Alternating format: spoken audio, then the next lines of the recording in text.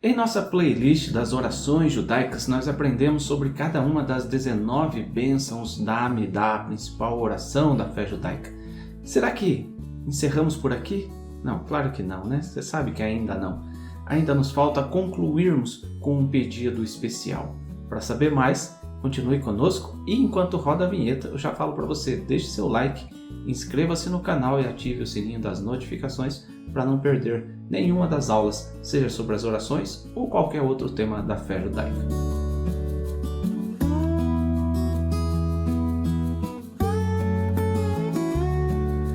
Olá meus amigos, Shalom Aleichem, sejam todos bem-vindos mais uma vez ao canal da Sinagoga Havat Hesed. Nossa sinagoga fica aqui em Curitiba e caso você queira nos visitar, você pode entrar em contato conosco para agendar a sua visita e passar um Shabbat junto aos nossos queridos irmãos aqui da sinagoga Havat Hesed.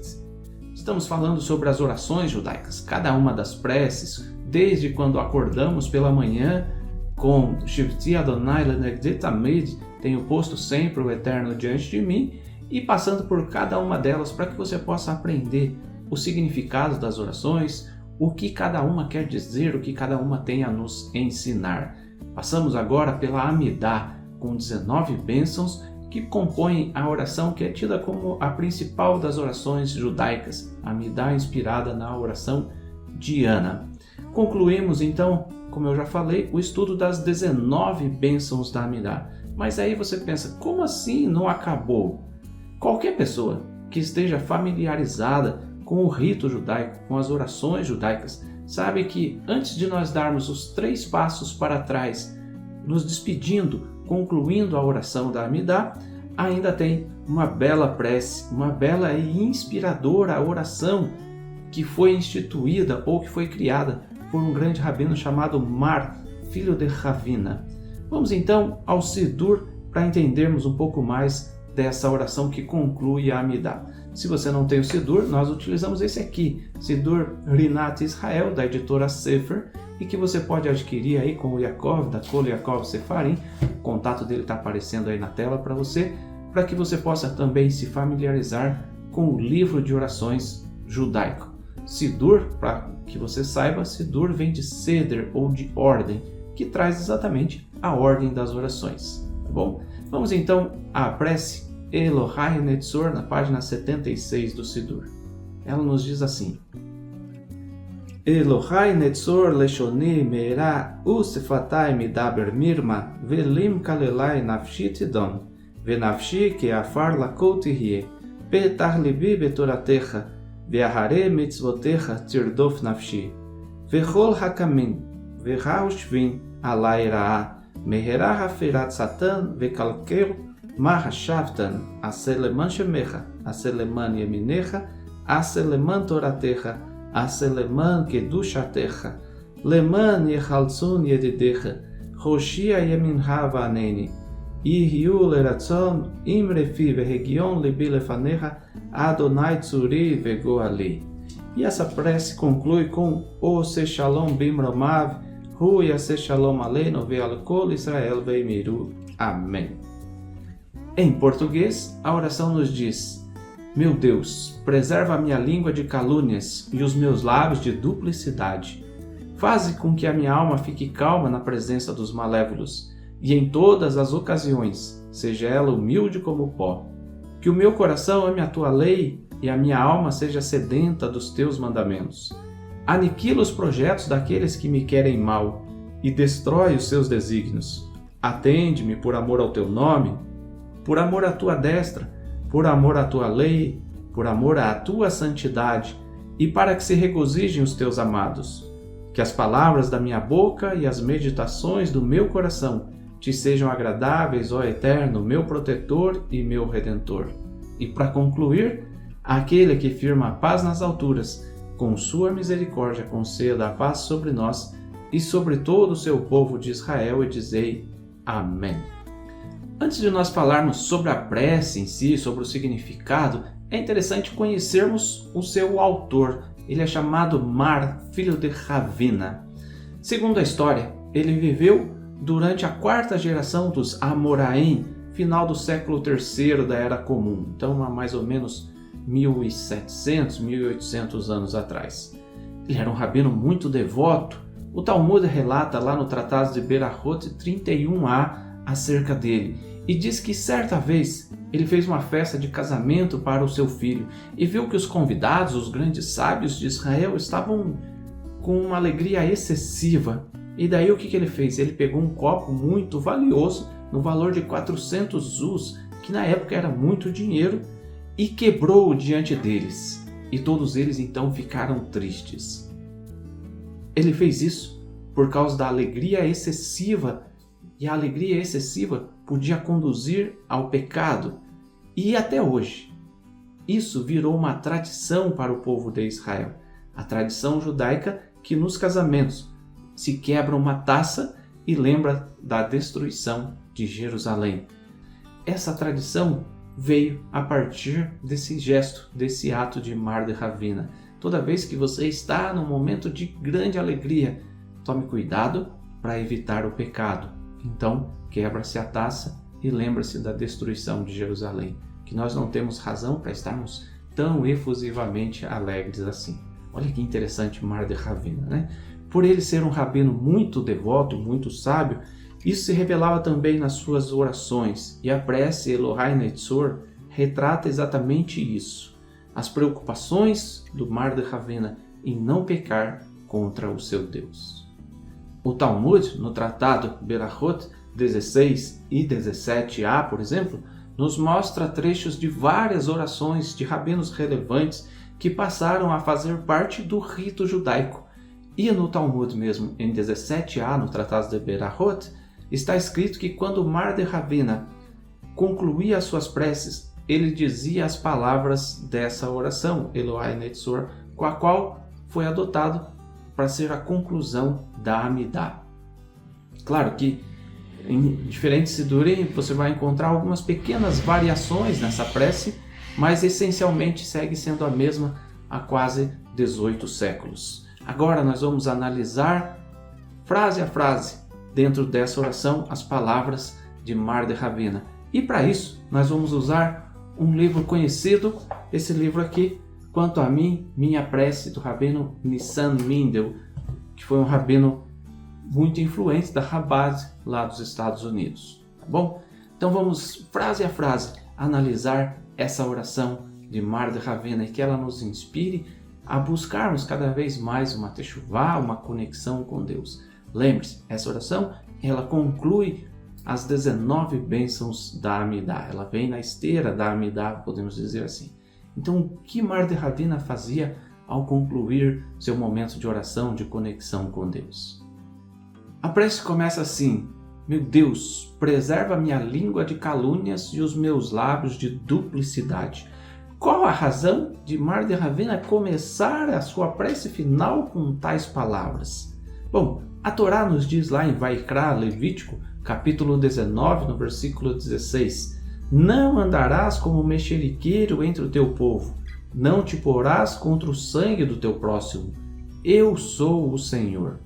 A partir desse verso da Torá, há uma série de recomendações rabínicas, inclusive no Talmud, apontando para o cuidado com aquilo que sai dos nossos lábios. Por isso, Mar de Ravina fala: preserva minha língua de calúnias e os meus lábios de duplicidade. O Talmud mesmo compara essa questão da maledicência, baseado nesse verso, ela é equivalente ao derramamento de sangue. É como se nós matássemos alguém quando nós estamos falando mal das pessoas. Devemos ter cuidado com a duplicidade dos nossos lábios. Mas o que será isso, duplicidade de lábios? Vamos novamente tomar as palavras bíblicas no Salmos capítulo 12, versículo 1 ao 3, nos diz assim: salva-nos, Senhor, porque faltam os homens bons, porque são poucos os fiéis entre os filhos dos homens.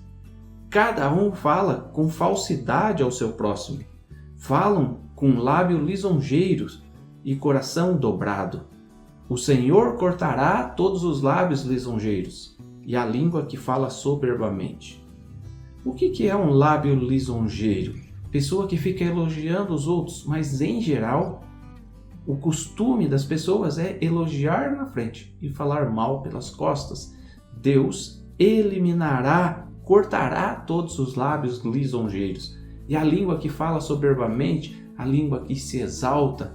Não dá para nós sermos humildes com Deus e sermos auto-exaltados nas nossas palavras. Então devemos ter esse cuidado.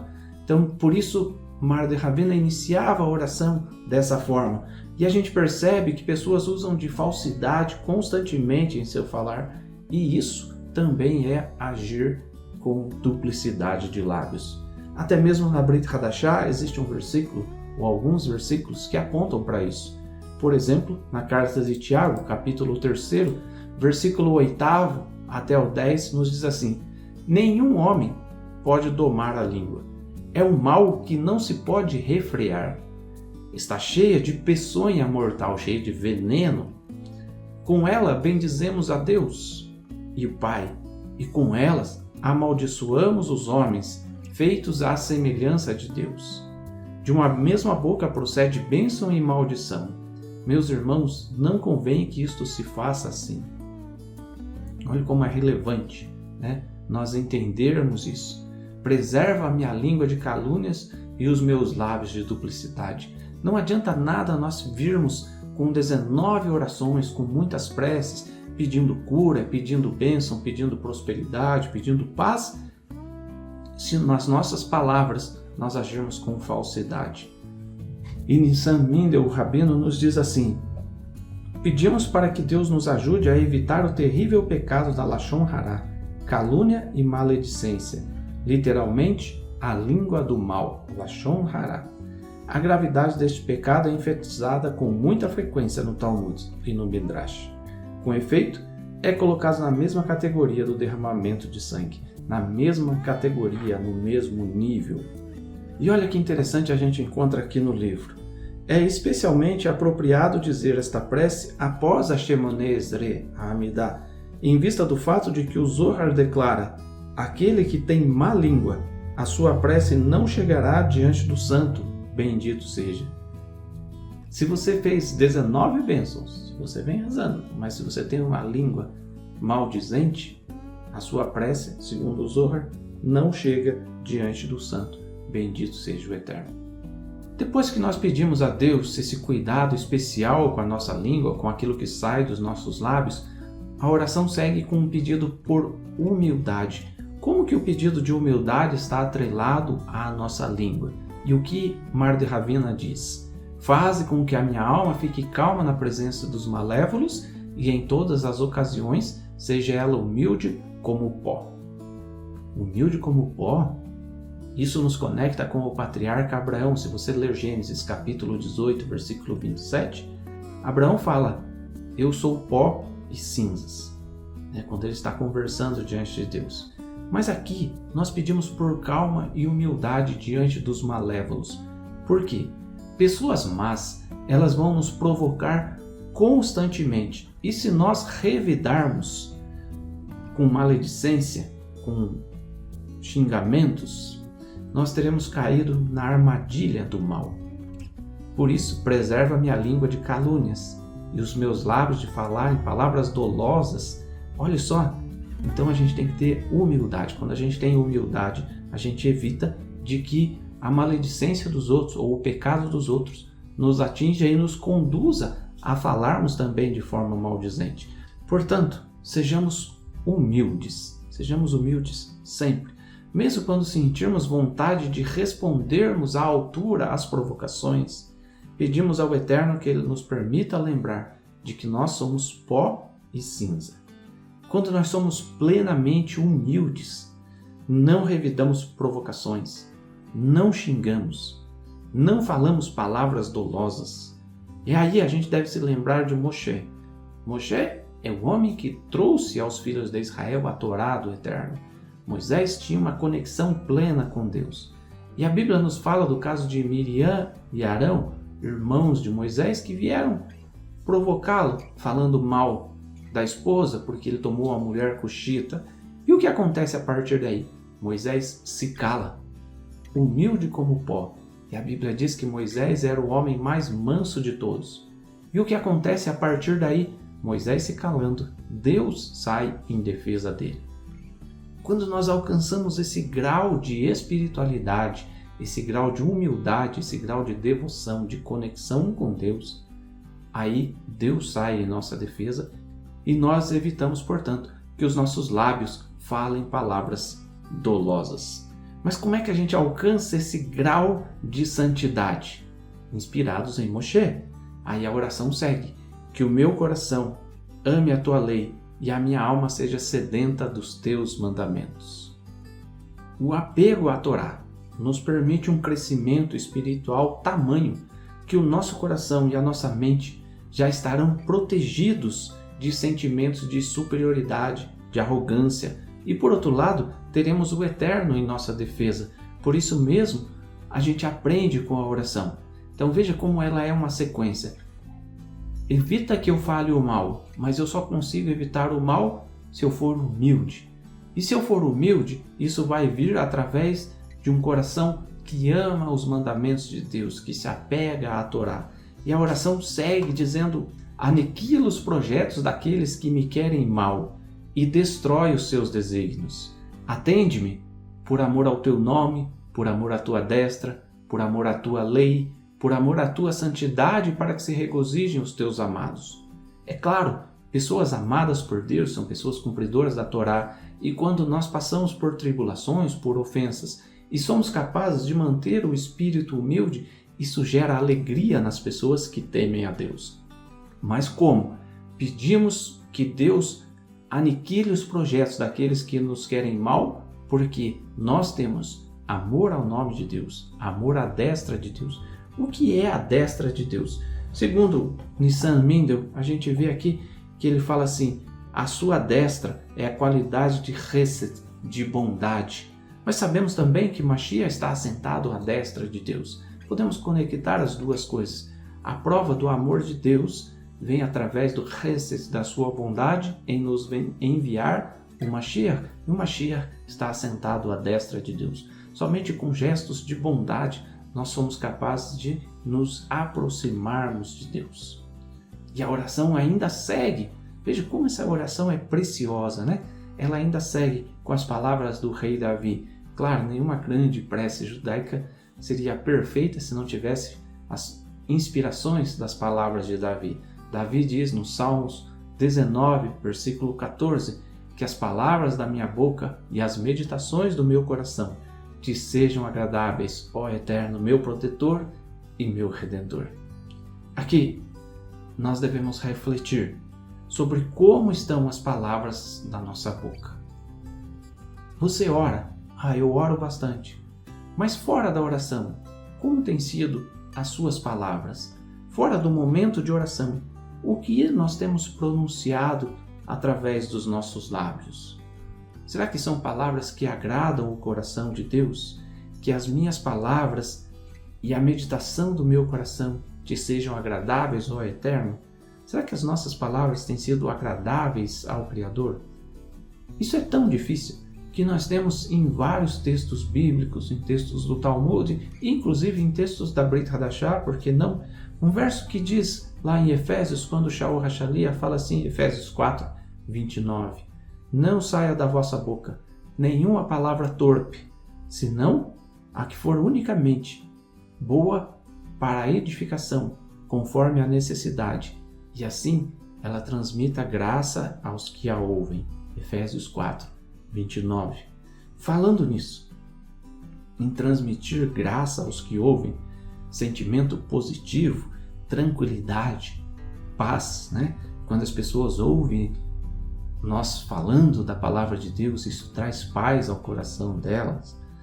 A oração termina com a frase famosa: O se shalom b'mromá vehu yaseh shalom aleinu ve'al kol Israel ve'meru. Amém. Aquele que firma a paz nas alturas, com sua misericórdia, conceda a paz sobre nós e sobre todo o seu povo de Israel, dizei Amém. Que assim seja.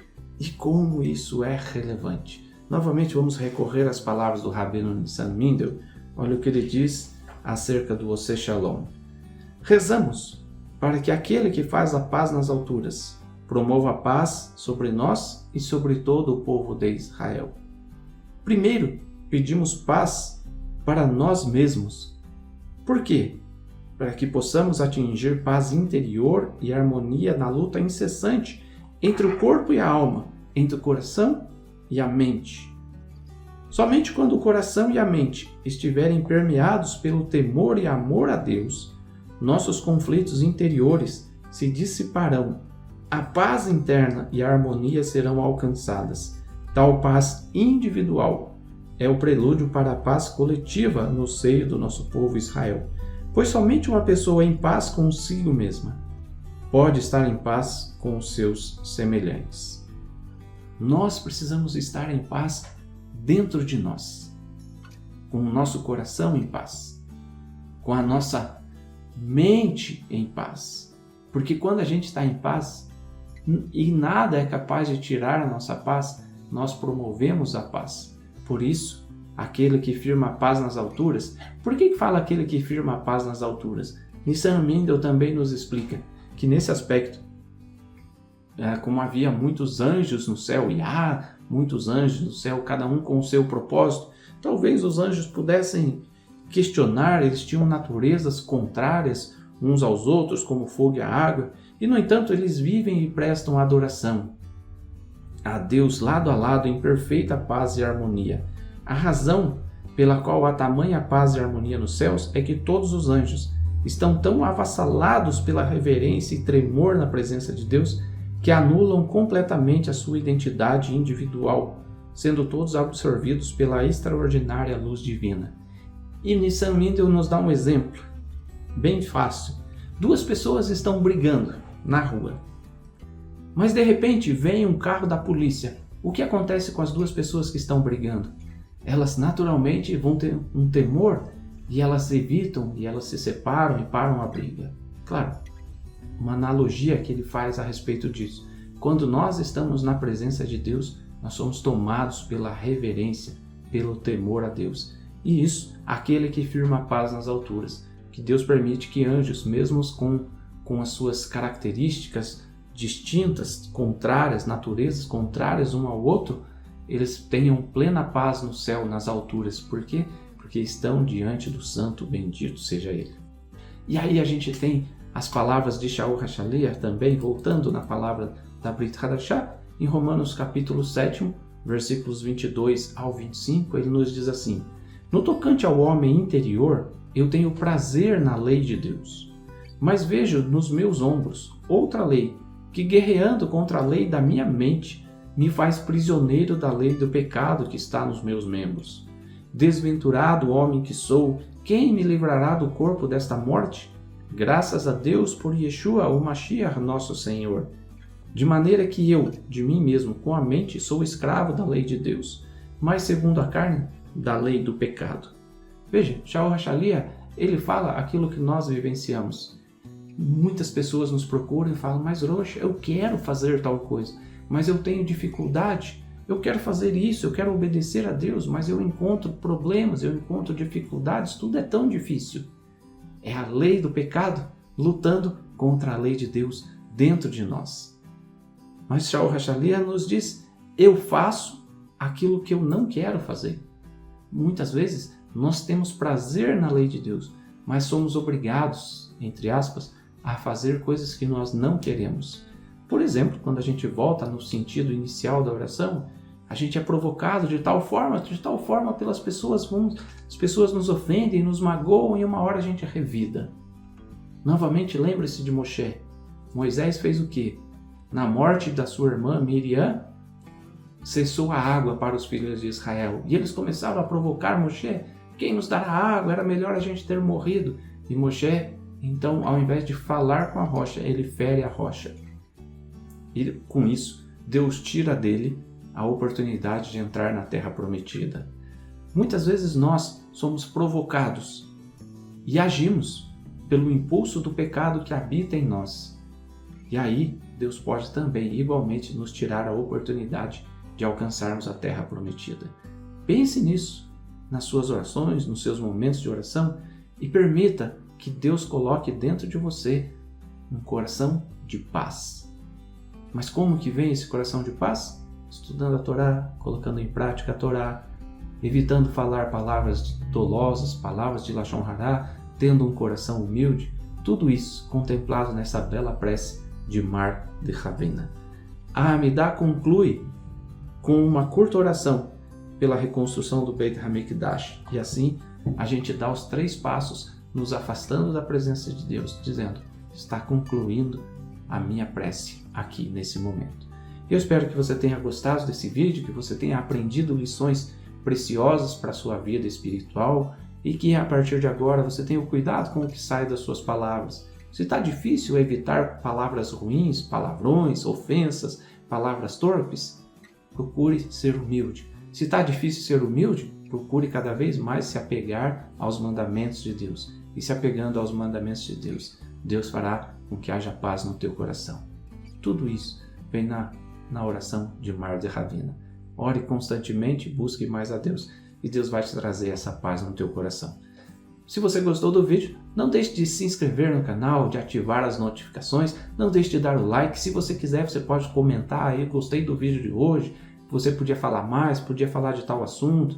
Vai ser muito importante isso para o canal. E claro, se você gosta realmente da Havat Hesed e deseja contribuir, as contas estão na descrição do vídeo. Qualquer uma das contas você pode contribuir e você também pode tornar-se membro do canal. Tornando-se membro do canal por uma pequena taxa mensal, você tem acesso a muitos vídeos, a estudos relevantes, a aulas relevantes comigo, com o Rosh Malachi e outros vídeos que irão acrescentar à sua fé momentos de mais devoção e de espiritualidade. Tá bom? Um grande abraço, que Deus te abençoe. Nos vemos num próximo vídeo. Se você é inscrito no canal e ativa as notificações, você sabe, todos os dias nós temos vídeos novos no canal, seja devocional diário, seja estudos da Parashá, seja estudos sobre as orações, enfim, todos os dias você tem um momento para ter a sua conexão com Deus através da Havat Hesed. Grande abraço, que Deus te abençoe, Shalom, até a próxima.